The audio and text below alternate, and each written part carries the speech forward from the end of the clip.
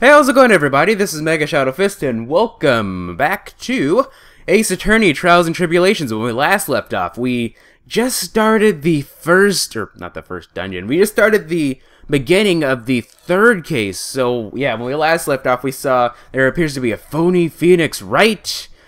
Someone was convicted, and that's that. Let's go ahead and hit continue and go from save point. Now, one thing that I know about this game, or from what I was told in the comment section, is that this case in particular is a very interesting cast of characters.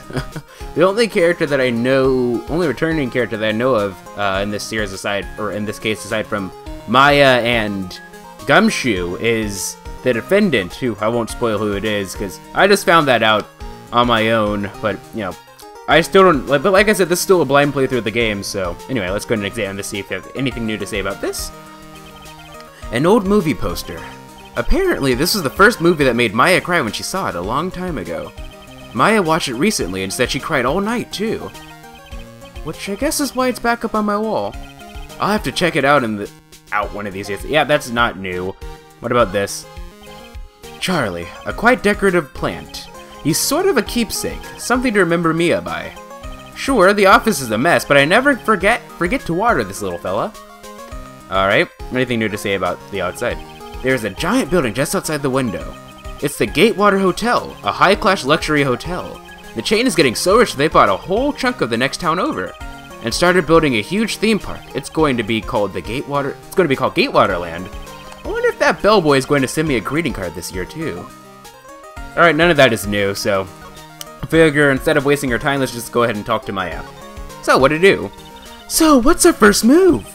I guess we gotta go down to the I cannot read today. I guess we go down to the detention center and talk. Wait a sec, Nick! This person's behind bars because of you. Whoever it is going to be jumping at the chance to meet you, right? Hey! Let's get one thing straight. It wasn't me, it was a fake me that did this.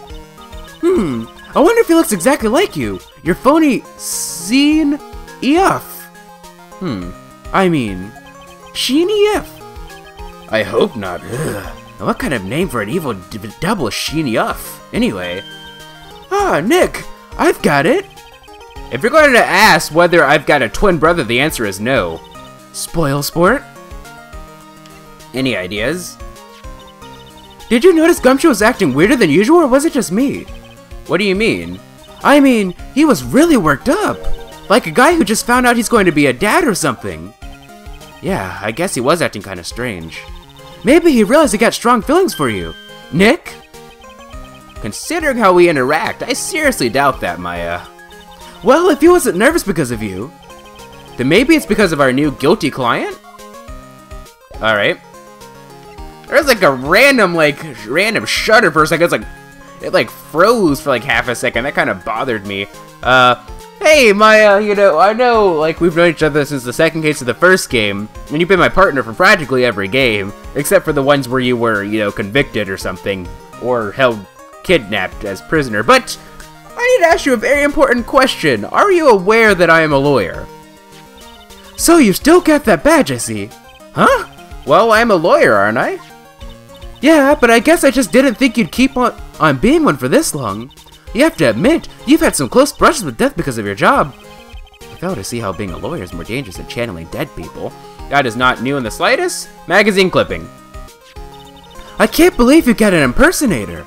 I can't either. But look on the bright side. Only famous stars have people impersonating them. This isn't funny, Maya. It's not just an impersonation. This guy stole my identity. And someone may have been wrongly convicted as a result. Guess you should have gone into showbiz, huh, Nick? I'll never understand how your mind works, Maya. Alright, let's look at profiles. Nobody knew. Alright. Oh, you notice how Nick wasn't profiled this time around? Interesting. Alright, so at the Criminal Affairs Department or the Detention Center? Let's go to the Detention Center first. I think that Maya said not to do this, but I don't care. January 6th, Detention Center, Visitor's Room. This is so nerve-wracking, waiting to meet our new client. I wonder just what kind of person you tricked and got found guilty. Keep it down, Maya. That kind of talk could ruin me. Ah!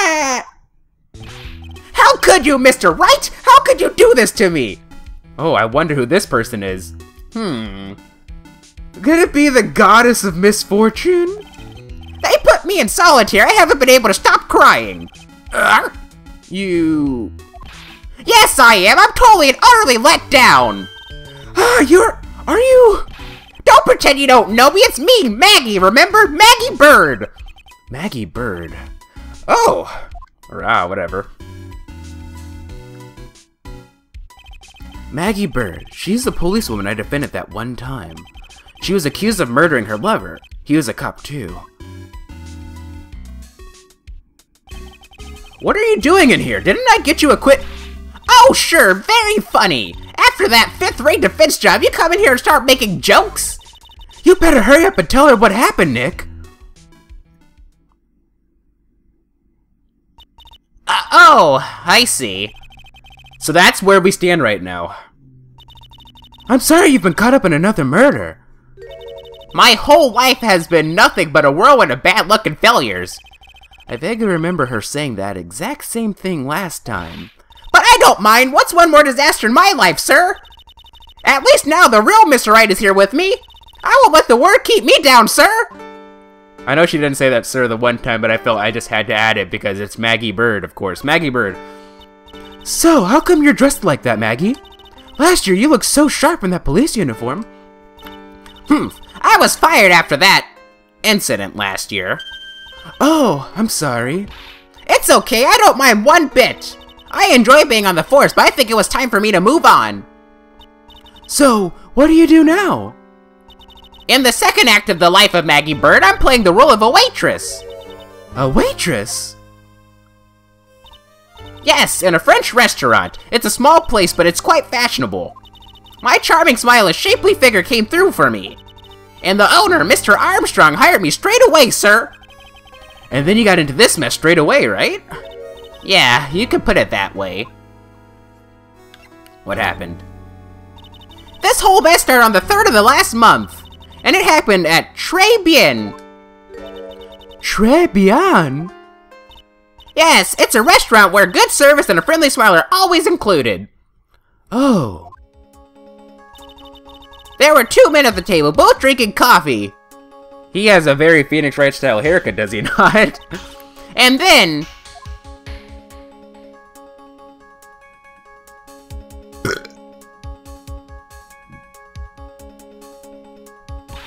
one of the men slipped some poison into the victim's cup. The victim took just 1 sip and was gasping for air. I was so shocked, I passed out. Hey, hold on there, Maggie. What? You keep calling the guy the victim. Didn't you know the guy who was killed? Not at all, I've never even seen the guy before. Oh. So she wouldn't have had a motive to kill him then, I guess. And the other man, the killer, you saw him, right? Of course, a good waitress must be attentive to the clientele. So, you saw the killer, but you were found guilty of the crime anyway? How come? You told me, Mr. Wright! Guess the answer to my question is my phony. Anyway, she saw the killer. Better see if I can get a description of the guy. Guilty verdict. So, if you saw the murderer, why were you still convicted? Because no one else saw. Saw what? The other man, the one who put the poison in the victim's coffee. Everyone testified that way. Mr. Armstrong, the customer, everyone. The victim was sitting alone at his table the whole time. But how's that possible? I don't know, but nobody, not one person would believe me, sir. Even Phoenix Wright, my one last hope for a fair trial, failed me. What a pathetic defense. My granny could have done a better job. Look, that wasn't me, okay? And then, they found something a bit incriminating in my apron pocket. What? A small bottle of poison. That is interesting. What? But poison? It was in your pocket? Well, I passed out when the victim collapsed. The killer must have slipped the poison into my pocket when I was unconscious. But they could have just easily checked to see if there were finger. I don't know. And no one else saw this other guy? No, sir, that's what everyone said, but I don't see how they could have missed him. Alright, the other guy. I was the one who took the coffee to the two men. Oh? And what was your impression of them? Well, when I first saw them, I kind of thought they might be in the music industry. In music? How come? Well, one of them had some sort of earpiece and an emo musician's look about him. And there's a sample CD at the table, sir. An earpiece and a sample CD, huh? Did you get a look at the CD at all? It had a band's name written on it. I think it was MC something. They must have been preparing for their debut, I guess. So it was a band CD.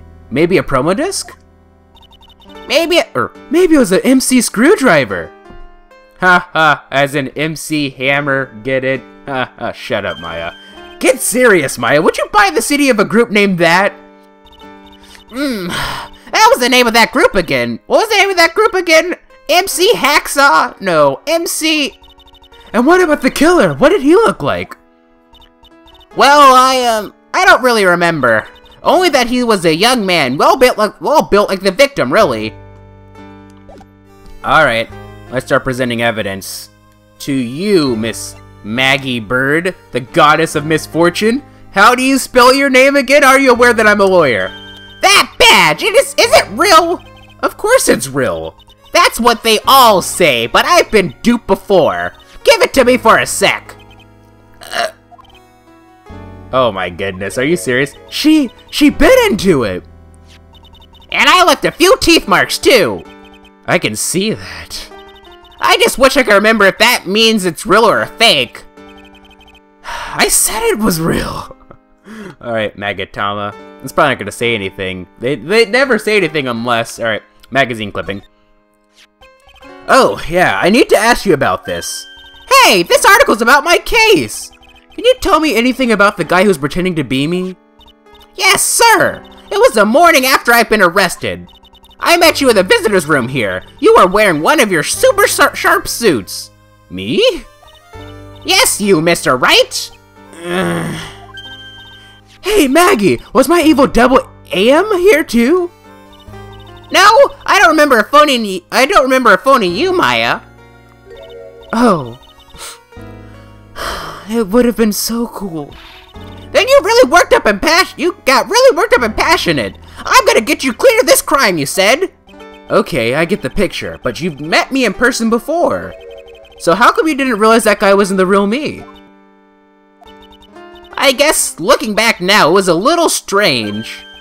Only a little? Well, okay, so you were a bit taller than normal, and you looked a bit shady.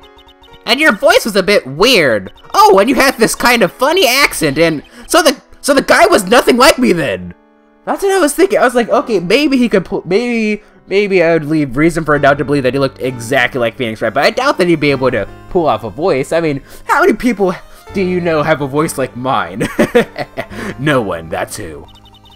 But you had spiky hair and a blue suit. Is that all it takes for someone to imitate me? How about everyone else in the courtroom, like the judge and the observers? Didn't they realize he was an imposter? Everyone had these big question marks on their faces, but it seemed that no one wanted to say anything, sir.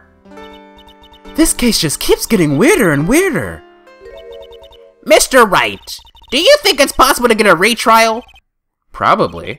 The court ruled in the absence of a genuine defense attorney, so we should be able to get a retrial. Mr. Wright? Do you think we'll win next time, sir? My life has been a full course meal of bad luck, complete with defeat for dessert. Since I was 6 months old when I fell from the 9th floor of my apartment. Oh, I completely forgot about that. I still don't know how she survived that. I've been hit by all sorts of vehicles, gotten sick from all sorts of foods, failed at almost every test I've taken, experienced almost every kind of disaster. I even landed a phony lawyer when I had the misfortune of being accused of murder. But I will survive because Maggie Byrde always lives to fight another day. And one day I'll find it. Just you wait and see, sir. I'll find that one single moment of good luck. Sheen Yof is really good.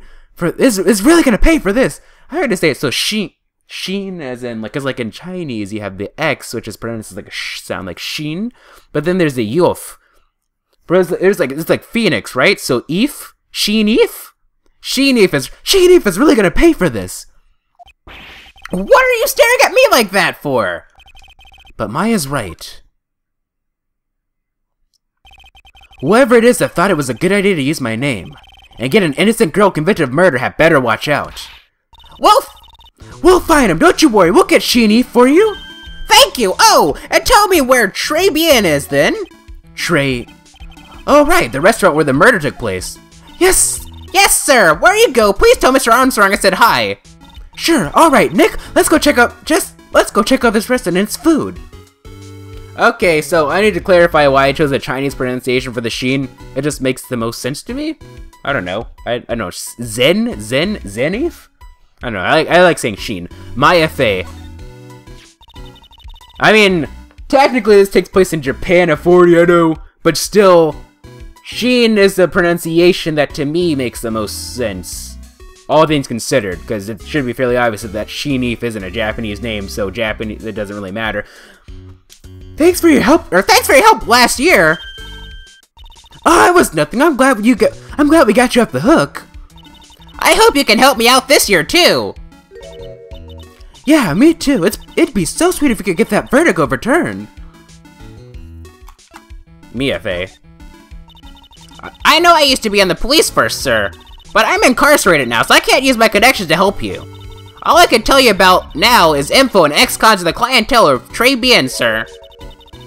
Ah, don't let it get you down, Maggie. Alright. Godot.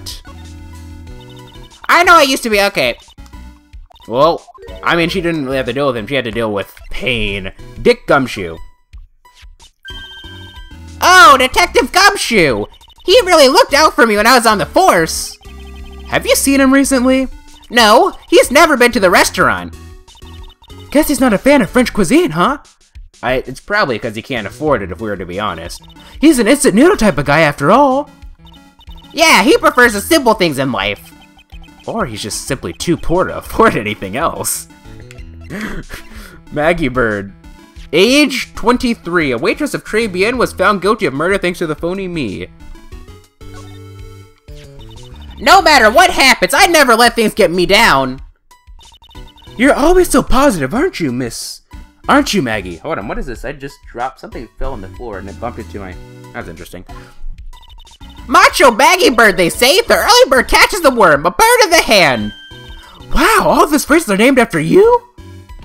And I never turn back on anything. You're always so strong, aren't you, Maggie? Macho Maggie Bird, they say. I'm a tough old bird. Tough old bird, Nick. Do you get it? Yeah, I get it. That's, isn't that whatchamacallit? Margaret Thatcher, that's what she referred to herself as, one tough bird, if I'm not mistaken. The former PM of England from, like, I don't know how long she lasted. I remember studying about her in AP Comparative Government during my senior year of high school.